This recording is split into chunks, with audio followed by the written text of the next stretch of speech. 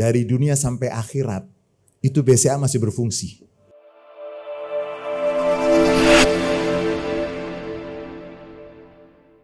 Assalamualaikum warahmatullahi wabarakatuh. Salam sejahtera untuk kita semua. Alhamdulillah, wassalatu wassalam ala nabiyina wa rasulina wa imamina wa hujjatina wa maulana Muhammad Rasulillah wa ala alihi wa ashabihi wa man tabi'a hudahu wa wala hawla wa la quwata illa billah. Yang kami muliakan, yang kami ta'zimi kalau bahasanya itu, yang kami hormati Ketua Umum PBNU, guru kami, pimpinan kami, Kiai Haji Yahya Khalil Stakuf. Mudah-mudahan beliau selalu diberikan sehat walafiat. Sebetulnya kami berterima kasih sebesar-besarnya kepada beliau. Karena yang menunggu beliau hadir itu bukan hanya di Indonesia. Semestinya beliau kemarin ditunggu untuk berpidato di Mekah, di Liga Dunia Islam, dan saya sendiri telepon-telepon. Tapi hari ini kita beruntung sekali, beliau ada di tengah-tengah kita, mudah-mudahan beliau selalu diberikan kesehatan. Dan beliau adalah salah satu dari 50 tokoh berpengaruh di dunia. Jadi mudah-mudahan beliau selalu sehat walafiat, membimbing kami, memimpin kami untuk bisa berkhidmat kepada Nahdlatul Ulama, kepada Indonesia dan kepada dunia. Kemudian Sekjen PBNU, tadi nggak disebut oleh MC, mana MC-nya tadi? Jadi Sekjen PBNU, saya rasa nggak usah dikenalkan, semua sudah kenal. Kiai Haji Romo Saifullah Yusuf. Kemudian ada pimpinan PBNU juga, Kiai Haji Khairus Sholeh, sering disingkat dengan CSR. Kemudian juga Sekretaris Lazisnu PBNU, Kiai Haji Musyafa. Kemudian manajemen Pak Kohari. Mana Pak Kohari? Tadi fotonya kebanyakan Pak Kohari perasaan di sini. Pokoknya saya tadi merhatiin Gus, ini kok fotonya Kohari semua ini? Apa sudah ada kudeta diam-diam? Kemudian seluruh jajaran pengurus Lazisnu PBNU, siapa lagi belum saya sebut ya dari pengurus? Mana ini pengurus? Pak Kohari yang tidak datang tolong dicatat sebagai pelanggaran. Kemudian yang kami hormati para tamu kami semuanya dari BCA, yang kebetulan Presiden Direktur BCA namanya sama dengan pimpinan kami. Yang mulia Bapak Yahya Sutiatmaja. Saya rasa Pak, mohon maaf Pak, dari dunia sampai akhirat itu BCA masih berfungsi.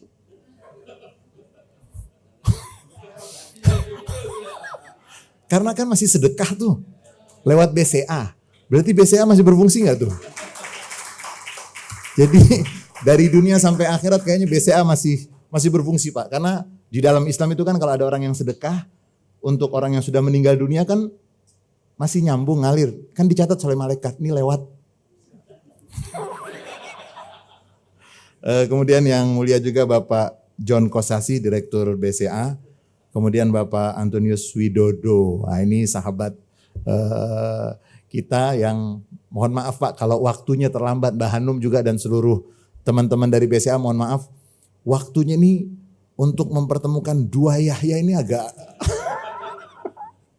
Nanti begitu ketum Gus Yahya bisa, ternyata Gus Yahya cabang BCA ini gak bisa. Jadi mohon maaf tertunda-tunda, tapi alhamdulillah harinya itu hari bagus. Hari bagus itu karena surga itu pintunya ada 8. Dan hari ini 8 Ramadan. Tapi saya gak berani bicara ini kalau di Muhammadiyah. Hari ini hari 8 Ramadan. Dan pintu surga itu ada 8. Jadi mudah-mudahan semua kita akan masuk surga. Izinkan Ketum Gus Yahya, saya ingin menyampaikan yang terkait dengan kerjasama kami dengan BCA dan secara umum yang terkait dengan Lazisnu. Pak Yahya dan jajaran BCA, kami mendapatkan amanat kepengurusan di masa ketum kami Gus Yahya itu selalu diingatkan bahwa NU sudah masuk ke abad yang kedua. Jadi pengurus NU di abad yang kedua nggak boleh menjadi pengurus yang biasa-biasa saja. Tapi harus yang luar biasa. Jadi kalau ada dari pengurus yang biasa-biasa saja, laporkan ke sekjennya. Dilaporkan ke sekjen, nanti sekjen yang akan. Jadi kalau melihat dari Lazisnu yang kerjanya masih biasa-biasa saja, itu laporkan ke saya. Kalau ada yang lambat-lambat, Pak Kuh ya. Kalau ada yang lambat dan tidak baik itu laporkan. Karena kami dipesan dan kami selalu dibimbing oleh beliau untuk benar-benar menjadi pengurus yang bukan biasa. Tapi luar biasa untuk mencapai target-target yang tentunya juga luar biasa. Kemudian kami di Lazisnu telah melakukan penataan kelembagaan. Lazisnu secara nasional dan global menyesuaikan ketentuan Lazisnu PBNU yang sudah diterbitkan dan sudah bisa disosialisasikan ke semua tingkatan Lazisnu. Lazisnu sebagai lembaga las nasional berkewajiban untuk merealisasikan program, berkolaborasi dengan lembaga di lingkungan PBNU.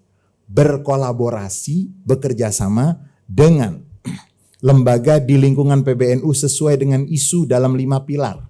Program Lazisnu, kita sebut nanti NU Care Cerdas, pilar pendidikan. Kemudian NU Care Berdaya, itu pilar ekonomi. Kemudian NU Care Berdaya itu ekonomi dan UMKM. Kemudian NU Care Sehat, pilar kesehatan. Kemudian NU Care Hijau, ini pilar yang terkait dengan lingkungan dan kebencanaan. Kemudian NU Care Damai, ini yang terkait dengan dakwah dan kemanusiaan. Dan tetap NU Lazisnu PBNU berpijak pada value kinerja Lazisnu yang mantap. Mantap itu singkatan dari modern, akuntabel, transparan, amanah, dan profesional. Kalau Lazisnu tidak seperti itu, lapor. Lapor ke siapa? Kalau Lazisnu PBNU tidak seperti itu, lapor ke saya. Dan saya tidak akan segan-segan untuk melaksanakan amanat dan arahan dari ketum yang selalu mengingatkan kepada saya secara pribadi dan kepada kami semuanya untuk tegak lurus kepada aturan, tegak lurus kepada pimpinan. Kemudian Lazisnu yang modern, akuntabel, transparan, amanah, dan profesional. Kemudian kami juga melakukan pembenahan dan pembangunan infrastruktur digitalisasi sebagai kewajiban untuk memenangkan masa depan. Karena populasi jumlah gen milenial itu 25,87% dan gen Z itu 27,94%, total 53,81% dari jumlah penduduk nasional. Sehingga kami gencar habis-habisan untuk memiliki digital yang sangat kuat dari Lazisnu PBNU.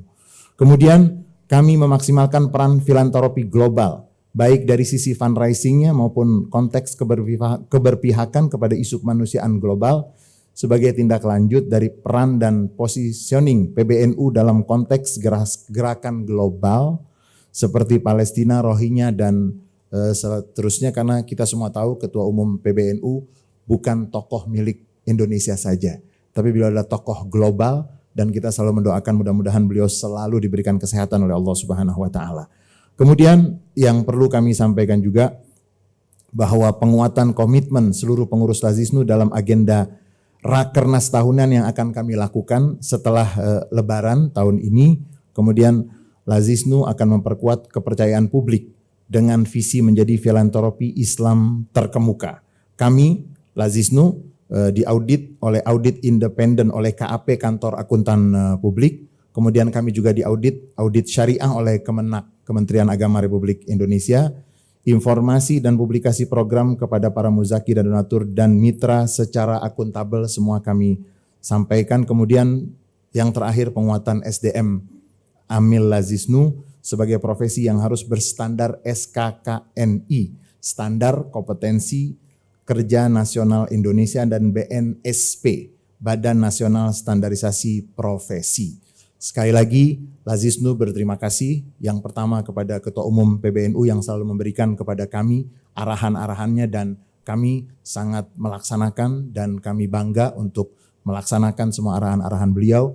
Kemudian juga terima kasih kepada BCA yang sudah menjadi mitra dan sahabat saudara kandung Lazisnu, dan mudah-mudahan Allah Subhanahu wa taala memberikan keberkahan kepada kita semuanya dan mudah-mudahan program ini akan bermanfaat dari dunia sampai akhirat. Banyak kurangnya dari saya dan mohon maaf atas segala kekurangan. Wallahul muwaffiq ila aqwamit thoriq wal afu minkum. Wassalamualaikum warahmatullahi wabarakatuh.